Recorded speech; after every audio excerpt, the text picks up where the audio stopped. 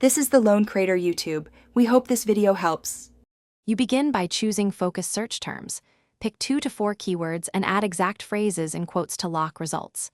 Once done, sign in to Google Scholar so you can save papers and sync with your library.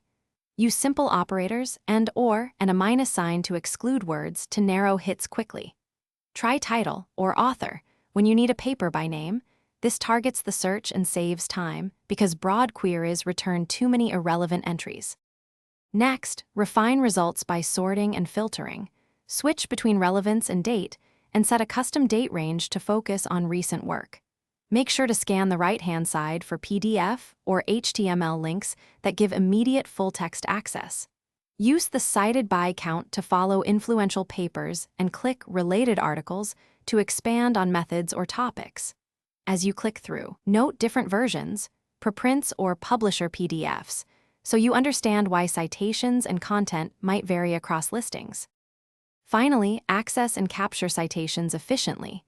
Click Cite to copy BibTX, EndNote, or standard formats and export directly to your reference manager. If a paper is behind a paywall, make sure to try your institution's links, search preprint servers, or email the author for a copy. If results look wrong, clear your browser cache, disable VPN or proxy, and check Google Scholar settings for library links. This usually fixes missing PDFs or missing institutional access. Try these steps before assuming the paper is. Thanks for watching. Consider subscribing if we helped you.